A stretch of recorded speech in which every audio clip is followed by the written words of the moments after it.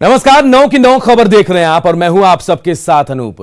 खबरों की शुरुआत एक बड़ी खबर से करते हैं जो इस वक्त पटना से आ रही है। पटना के मीठापुर बस स्टैंड के स्टाफ की हत्या कर दी गई है। चाकू मारकर स्टाफ को मौत के घाट उतार दिया गया। हालांकि चाकू मारने वाले दोनों युवक पकड़ लिए गए हैं। पुलिस आरोपियों से फिलहाल पूछताछ कर रही है। तो देखिए, पटना से बड़ी खबर आ रही है जहां मीठापुर बस स्टैंड में एक स्टाफ की हत्या कर दी गई है। चाकू मारकर इससे स्टाफ की जान ली गई है। हालांकि चाकू मारने वाले दोनों युवक पकड़ लिए गए हैं। पुलिस आरोपियों से पूछताछ कर रही है। संजय हमारे सहयोगी हमारे साथ जुड़े हैं। संजय, इतनी भीड़ भाड़ वाले जगह पे जहां दिन रात लोग आने जाने वाले लोग वहां मौजूद रहते हैं, कैसे इस वारदात को अंजाम दिया गया? जी बिल्कुल, जो पुलिस अधिकारियों से मेरी बात हुई है उनके अनुसार ये जो दोनों युवक हैं कुछ युवतियों के साथ आए थे और ये बस पकड़ने के लिए आए थे। बिग्रहपुर जो स्थानीय इलाका है वहाँ के ये दोनों रहने वाले बताए जाते हैं। और बस पर बैठने के दौरान इनकी जो बस स्टाफ है उनसे कहा सुनी हो गई और उसके बाद दोनों पक्ष आपस में भिड़ गए। उसी दौरान इन युवकों ने चाकू निकाला और उस जो बस स्टाफ था उसे चाकू मार दिया। मंटू बस बताया जा रहा है, मंटू बस उसके स्टाफ जो था उसको इन्होंने चाकू मारा और उसकी मौत हो गई। इसके बाद वहां पर भीड़ नाराज हो गई, दोनों युवक घिर गए वहां पे। और उसके बाद हालांकि इस दौरान जो युवतियां थी वो मौके से भागने में सफल रही, लेकिन जो दोनों युवक थे उनको लोगों ने पकड़ लिया। पुलिस मौके पर तत्क्षण पहुंच गई और दोनों युवकों को फिलहाल गिरफ्तार कर थाने लाया गया है, जहां उनसे पूछताछ की जा रही है। लेकिन निश्चित तौर पर यह दुस्साहस की घटना है। मीठापुर बस स्टैंड जहां हर वक्त सैकड़ों लोगों की भीड़ रहती है और मामूली बात पे विवाद होने के बाद चाकू निकालकर किसी की हत्या कर देना वाकई में एक बड़ी घटना। संजय, इन दो लोगों की जिनकी गिरफ्तारी हुई आरोपियों की क्या आदतन अपराधी हैं? क्योंकि चाकू लेके चल रहे थे, सफर करने की तैयारी थी इनकी। देखिए, निश्चित तौर पर पुलिस अभी पूरे मामले की छानबीन कर रही है। थोड़ी देर में स्थिति स्पष्ट हो पाएगी कि क्या इनका क्रिमिनल बैकग्राउंड पहले से रहा है और ये दोनों युवक कौन हैं और सारी स्थितियों की स्थिति स्पष्ट हो पाएगी। पुलिस अधिकारी फिलहाल छानबीन कर रहे हैं। हमें भी इंतजार है कि पुलिस इस पूरे मामले में आधिकारिक तौर पर क्या बयान देती है। देखिए, बड़ी खबर पटना से, जहां एक मीठापुर बस स्टैंड में एक बस स्टाफ की चाकू मारकर हत्या कर दी गई है। 2 युवकों पर आरोप लगा है, दोनों युवकों को पकड़ा भी गया। फिलहाल पुलिस उनसे पूछताछ कर रही है। और एक बड़ी खबर इस वक्त रांची से भी। रांची में कारोबारी से 1 करोड़ 25 लाख की लूट हुई है। निकेश मिश्रा कारोबारी का नाम बताया जा रहा है और निकेश मिश्रा से ओबरिया रोड पर लूटपाट की घटना हुई है। महाजन को पैसा देने जा रहे थे निकेश मिश्रा और इसी दौरान बाइक पर सवार लुटेरे आए और इनसे पैसे लूटकर वहां से भाग खड़े हुए। फिलहाल पुलिस पूरे मामले की छानबीन कर रही है। तो रांची में लूट की बड़ी वारदात सामने आई है। एक कारोबारी जिनका नाम निकेश मिश्रा बताया जा रहा है, उनसे 1.5 करोड़ की लूटपाट की गई है। ओबरिया रोड पर लूटपाट की घटना हुई है। महाजन को पैसा देने के लिए निकेश मिश्रा निकले थे, लेकिन इस दौरान बाइक सवार अपराधियों ने इस घटना को अंजाम दिया। पुलिस पूरे मामले की छानबीन कर रही है।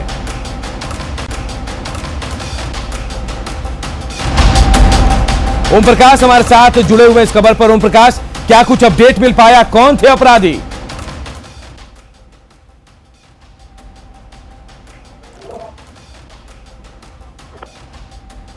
ओम प्रकाश हमारे साथ जुड़े हुए हैं, आपको मेरी आवाज मिल पा रही है?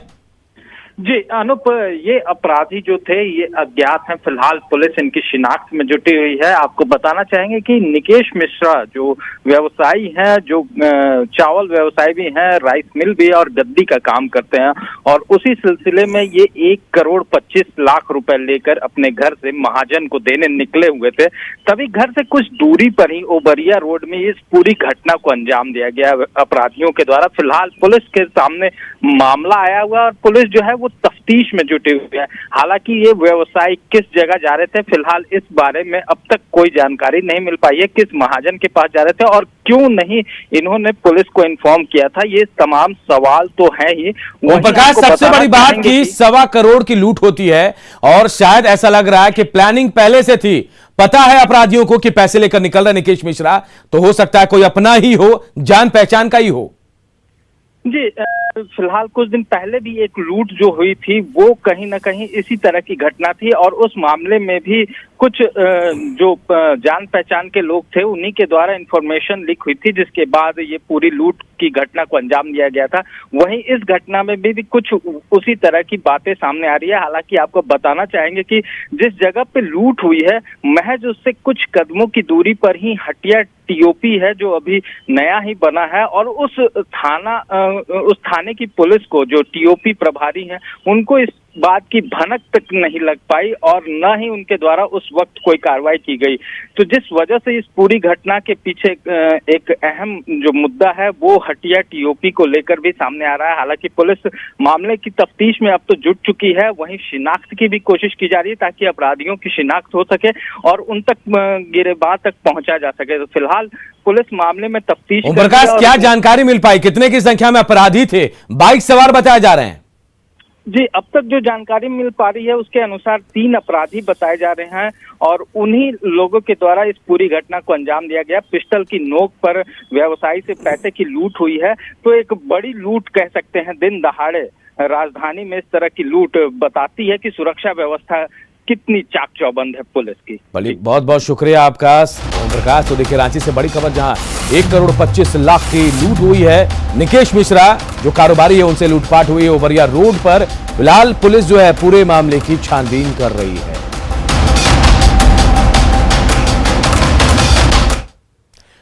इधर सहरसा में तमंचे पर डिस्को का वीडियो वायरल हुआ है। वीडियो में साफ देखा जा रहा है कि कैसे 2 युवक डीजे की धुन पर तमंचे के साथ थिरक रहे हैं। आप खुद देखिए कि कैसे यहां पर कानून को ठेंगा दिखाया जा रहा है। हालांकि न्यूज़ 18 इस वीडियो की पुष्टि नहीं करता है। बताया जा रहा है कि बनगांव में किसी शादी समारोह का ये वीडियो है जो सोशल मीडिया पर इन दिनों खूब वायरल हो रहा है।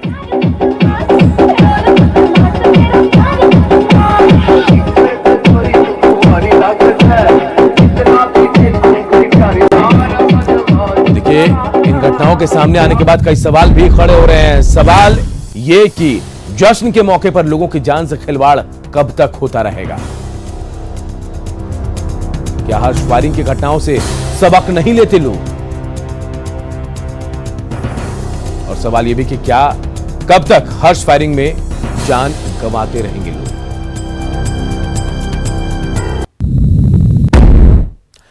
और सिवान से एक बड़ी खबर, जहां शॉर्ट सर्किट की वजह से कई एकड़ में लगी गेहूं की फसल जो है वो जलकर राख हो गई। खबर के मुताबिक 11,000 वोल्ट के वायर में अचानक शॉर्ट सर्किट और उससे निकली चिंगारी से पूरी फसल जलकर राख हो गई। आगजनी के बाद ग्रामीणों ने बिजली विभाग पर लापरवाही का आरोप लगाया, मुआवजे की मांग की है। ग्रामीणों के मुताबिक तार काफी नीचे झुका हुआ था, जिसे कई बार बदलने के लिए आवेदन देने के बावजूद विभाग ने कोई कार्रवाई नहीं की। इसके बाद आगजनी की एक घटना हुई। आगजनी से लाखों के नुकसान की आशंका जताई जा रही है। तस्वीरें भी हम आपको दिखा रहे, देखिए सिवान की तस्वीर, जहां गेहूं की फसल में आग लगी और कई एकड़ में लगे गेहूं की फसल जलकर राख हो गई है। शॉर्ट सर्किट से आग लगने की संभावना जताई जा रही है और बिजली विभाग पर लापरवाही का आरोप ग्रामीण लगा रहे हैं, क्योंकि कई बार उनसे कहा गया कि तार नीचे लटक रहा है, इसे बदल दिया जाए, लेकिन उसे बदला नहीं जा सका। मृत्युंजय हमारे सहयोगी हमारे साथ फोन लाइन पे जुड़े हैं। मृत्युंजय, क्या बिजली की तार की वजह से ये आग लगी हुई और कितने के नुकसान हुआ है? जी, आपने सही कहा। ये बरहरिया थाना क्षेत्र के रानीपुर गांव है, वहां चोर में भीषण आगजनी हुई है और ग्रामीण साफ तौर पे आरोप लगा रहे हैं कि ये बिजली के तार झुका हुआ है। लगातार बिजली विभाग से हम लोग आवेदन दिए हूँ, कंप्लेन करते, उसके बावजूद उनकी बातों को नहीं सुनी जाती है।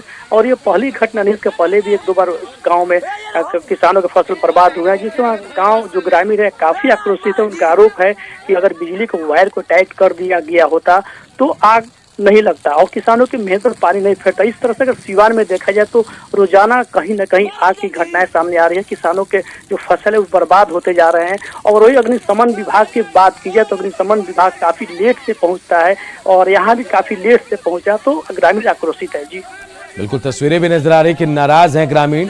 और अगलगी की यह घटना शॉर्ट सर्किट की वजह से हुई, जिसकी वजह से कई एकड़ में लगी गेहूं की फसल जलकर राख हो गई है। ये जो तार है 11,000 वाला, इसी की वजह से काफ़ी लूज है। इसे हर साल प्रति वर्ष ये आग लगता है। काफ़ी लोगों को, किसानों को क्षति पहुंचता है। इसलिए हम प्रशासन से आग्रह करते हैं, बिजली विभाग से आग्रह करते हैं, ये इस पे सुधार किया जाए, अन्यथा बहुत तरह की क्षति होगी आगे भी। 26 अक्टूबर 2020 को मुंगेर में मां दुर्गा की प्रतिमा विसर्जन के दौरान हुए गोलीकांड में बड़ी कार्रवाई हुई है। पटना हाईकोर्ट के निर्देश के बाद पुलिस मुख्यालय ने इस गोलीकांड की जांच से जुड़े 13 अधिकारियों का ट्रांसफर कर दिया है। वह इस गोलीकांड में मरे अनुराग पोद्दार के पिता को 10 लाख का मुआवजा देने का हाईकोर्ट ने निर्देश दिया है। कोर्ट ने कहा कि इस गोलीकांड की सीआईडी जांच अब हाईकोर्ट की निगरानी में होगी। आपको बता दें कि 26 अक्टूबर 2020 को 18 साल के अनुराग पोद्दार की मौत हो गई थी। इस इस मामले में अनुराग के पिता अमरनाथ पोद्दार ने हाईकोर्ट में रिट याचिका डालकर अर्जेंट सुनवाई की गुहार लगाई थी, लेकिन जब ऐसा नहीं हुआ तो अनुराग पोद्दार की मां ने सुप्रीम कोर्ट में गुहार लगाई, जहां से पटना हाईकोर्ट को यह निर्देश दिया गया कि 2 महीने में अनुराग पोद्दार के पिता की अपील पर सुनवाई को पूरा किया जाए।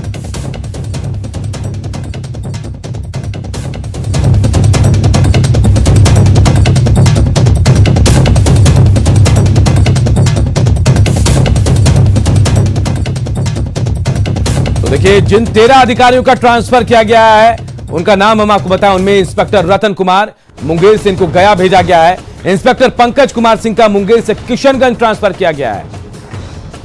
तो इंस्पेक्टर पंकज कुमार सिंह का मुंगेर से किशनगंज ट्रांसफर किया गया। इसके अलावा देखिए, इंस्पेक्टर विनय कुमार सिंह का भी नाम है, इन्हें मुंगेर से किशनगंज भेजा गया है। इसके अलावा सब इंस्पेक्टर मोहम्मद शोएब आलम शेखपुरा से सारण, इनका ट्रांसफर किया गया है। सब इंस्पेक्टर अजय कुमार मुंगेर से सारण भेजे गए हैं। सब इंस्पेक्टर किशुन राय मुंगेर से, इन्हें भी सारण भेजा गया है। सब इंस्पेक्टर नरेंद्र मिश्रा को मुंगेर से दरभंगा ट्रांसफर किया गया है। सब इंस्पेक्टर राजनंदन कुमार शेखपुरा से दरभंगा भेजे गए हैं। सब इंस्पेक्टर राजेश कुमार रंजन का मुंगेर से सारण ट्रांसफर हो गया है। सब इंस्पेक्टर ललित कुमार का मुंगेर से अरवल ट्रांसफर हुआ है। सब इंस्पेक्टर शशिकांत झा का मुंगेर से अरवल ट्रांसफर किया गया। सब इंस्पेक्टर अमित कुमार का जमुई से अरवल ट्रांसफर किया गया और वहीं सब इंस्पेक्टर दीपक शाह को मुंगेर से दरभंगा भेजा गया। तो 13 ये वो पुलिस अधिकारी जिनका ट्रांसफर किया गया है। चलिए बढ़ते आगे और बात किशनगंज की करते हैं। तो किशनगंज से भी बड़ी खबर है, जहां पुलिस ने लूट की उस बाइक को बरामद कर लिया जिसके लिए शहीद एसएचओ अश्विनी कुमार छापेमारी करने के लिए पश्चिम बंगाल गए थे और इसके बाद मॉब लिंचिंग कर उनकी हत्या भी कर दी गई। आप खुद देखिए, लाल रंग की वही ग्लैमर ये बाइक है जिसके लिए एक एसएचओ की हत्या कर दी गई। बाइक के साथ 3 अपराधियों को भी पकड़ा गया है और इसी के साथ इस मामले में अब तक 8 लोगों की गिरफ्तारी भी हो चुकी है।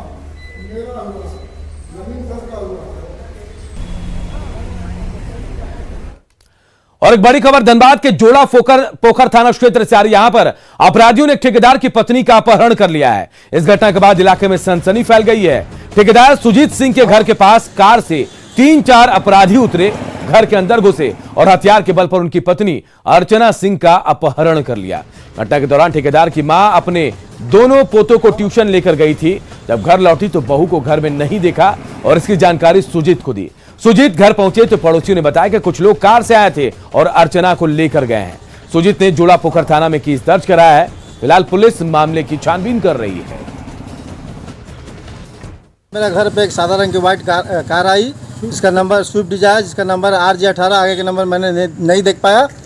वो हमारी पत्नी को कार में बिठा के लेके चला गया। क्या अपहरण हो गया आपकी पत्नी? अपहरण हो गया। थाने को सूचना दिया आपने? अभी दिया हूँ, थाना आ रहे हैं। मधुबनी के जंजारपुर अनुमंडल में मौलानाओं ने ऐतिहासिक फैसला लिया है। जंजारपुर के मदरसा स्थित बड़ी मस्जिद के मौलानाओं ने सर्वसम्मति से यह फैसला लिया कि जिस निकाह में दहेज लेन देन या फिर डीजे बजाया जाएगा वहां कोई भी इमाम निकाह पढ़ने नहीं जाएंगे। मौलाना सैयद रजा ने कहा कि निकाह और मिलाद में डीजे बजाना गुनाह है और निकाह में दहेज लेना भी सामाजिक और कानूनी तौर पर अपराध है। मौलानाओं ने समाज के सभी लोगों से इस कुप्रथा के खिलाफ एकजुट होने की अपील की है और सारे उलमा ने मिल करके मुत्तफिक राय से कुछ मीटिंग में हम लोगों ने पास किया, जैसे कि शादी हो या मिलाद शरीफ का महफिल हो, उसमें बाजा जो आता है और उस बाजा जब लाया जाता है तो उसमें गाना बजाया जाता है।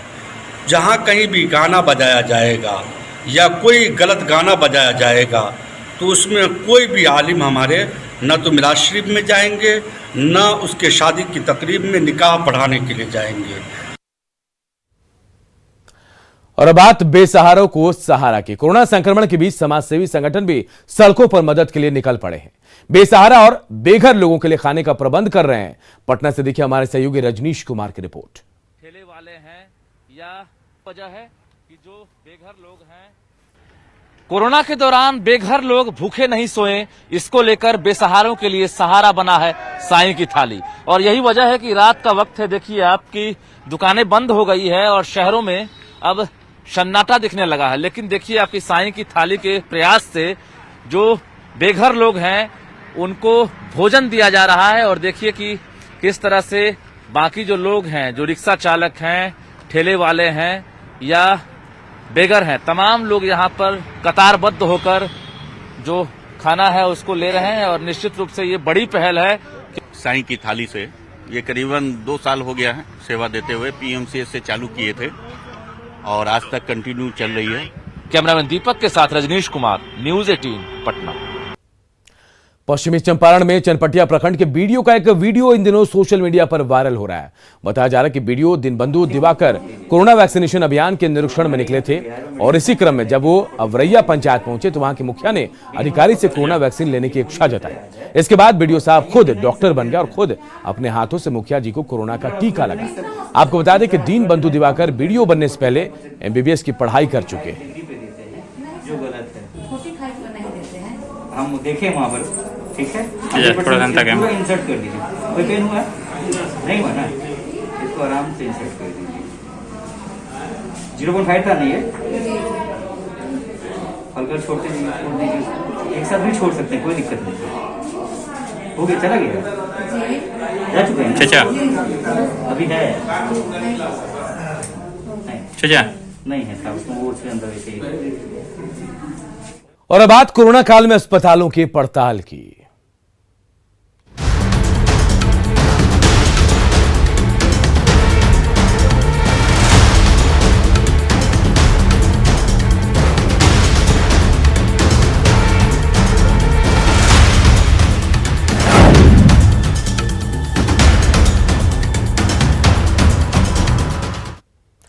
बिहार में कोरोना संक्रमण के मामले तेजी से बढ़ते जा रहे हैं। कई जिलों में कोविड केस में लगातार इजाफा हो रहा है। स्वास्थ्य महकमा हालात पर नजर भी रख रहा है। कोविड पेशेंट के लिए पर्याप्त बेड मुहैया कराए जाने का दावा भी किया जा रहा है, लेकिन दावों से अलग कुछ जगहों पर हालात बदतर हैं तो कुछ जिलों में व्यवस्था मुकम्मल दिख रही है। कोविड काल में मरीजों के लिए बेड की व्यवस्था कितनी दुरुस्त है, इसकी पड़ताल करती न्यूज 18 की एक खास रिपोर्ट देखिए।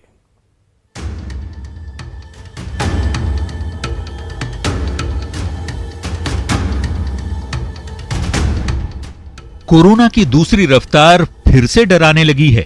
कोविड केस में जिस तरह से बढ़ोतरी दर्ज की जा रही है, उसने सरकार और प्रशासन के माथे पर लकीरें खींच दी हैं। वैसे संक्रमण के बढ़ते केस के बीच अस्पतालों में बेड की कैसी व्यवस्था है, इसकी पड़ताल न्यूज 18 ने की। गोपालगंज में लगभग 200 कोरोना के केस हैं। जिला प्रशासन की ओर से गोपालगंज में करीब 6 लाख लोगों के कोरोना जांच का दावा किया जा रहा है। मौजूदा वक्त में 196 नए एक्टिव केस यहां पाए गए हैं, लेकिन मरीजों के लिए स्वास्थ्य सुविधाओं का क्या हाल है, इसे जानने के लिए ये तस्वीरें देख लीजिए। गोपालगंज सदर अस्पताल में कोरोना मरीजों के लिए मुकम्मल बेड की व्यवस्था नहीं है, जबकि हथुआ अनुमंडल में 520 बेड का आइसोलेशन सेंटर जरूर बनाया गया है। प्रशासन बार बार लोगों से कोविड के नियमों के पालन करने की अपील कर रहा है, लेकिन अस्पताल में व्यवस्था कैसी है, देख लीजिए। और अभी हम गोपालगंज सदर अस्पताल में हैं और यहाँ पर कोरोना के इलाज के लिए कोई बेड नहीं है, सिर्फ हथुआ मंडल में बेड बनाया गया है। लेकिन यहाँ पर जो भी कोरोना के जो मरीज आएंगे या जो कोरोना के जो लक्षण के लोग हैं, उन लोगों का जांच कराया जाएगा। जांच कराने के बाद रिपोर्ट पॉजिटिव आने के बाद उन लोगों का इलाज कराया जाएगा। सबसे बड़ी बात है कि गोपालगंज सदर अस्पताल के अभी हम ओपीडी में हैं और यहाँ पर आप देखेंगे कि जो मरीज हैं, सामान्य दिनों की तरह जो मरीज हैं वो आ रहे हैं, लेकिन मरीजों की संख्या में भी कमी आई है। दरभंगा में लगभग 100 कोविड मरीज हैं। यहां भी कोविड के केस लगातार बढ़ रहे हैं, लेकिन डीएमसीएच में अलग से 120 और 100 बेड की व्यवस्था की गई है, लेकिन वो भी मरीजों के लिए कम पड़ रही है। अस्पताल के आईसीयू में केवल 7 बेड होने से मरीजों को दिक्कतों का सामना करना पड़ रहा है। तो वहीं न्यूज 18 ने जब जिले के डीएम से सवाल पूछा तो जवाब यही मिला कि कुछ कमियां हैं, जल्द दूर कर ली जाएगी। ये हाल तब है जब आसपास के कई जिलों के मरीज बिहार के इस दूसरे सबसे बड़े सरकारी अस्पताल में इलाज के लिए पहुंचते हैं। 2 दिन पहले मैंने डीएमसीएच विजिट किया था। 7 बेड का आईसीयू बना हुआ है, थोड़ा पर्याप्त महसूस नहीं किया हूँ। 25 बेड का वेंटिलेटर युक्त, ऑक्सीजन पाइपलाइन युक्त बेड्स तैयार हैं, मॉडर्न बेड्स, तो कुछ कमियों को लेकर के चालू नहीं हो पाया। मुजफ्फरपुर में 650 कोरोना केस। उत्तर बिहार के बड़े जिलों में शुमार मुजफ्फरपुर में भी कोरोना की रफ्तार तेजी से बढ़ रही है। हर दिन 100 के करीब कोरोना पॉजिटिव मरीज यहां के अस्पतालों में भर्ती होते हैं। जिला प्रशासन की ओर से मुकम्मल तैयारियों का दावा जरूर किया जा रहा है। फिलहाल एसकेएमसीएच में 17 मरीज भर्ती हैं, जबकि अस्पताल में 83 बेड खाली पड़े हैं। फिलहाल निजी अस्पतालों से भी बेड तैयार करने को कहा गया है। मुजफ्फरपुर में कोरोना का संक्रमण काफी तेजी से फैलते जा रहा है। यहाँ लमसम अभी 650 एक्टिव केसेस हैं। एसकेएमसीएच के अधीक्षक और जिले के सिविल सर्जन से बात हुई है। उनके मुताबिक एसके मेडिकल कॉलेज में 100 बेडेड तैयार है कोरोना वार्ड, जिसमें आज की तारीख में 17 मरीज भर्ती हैं।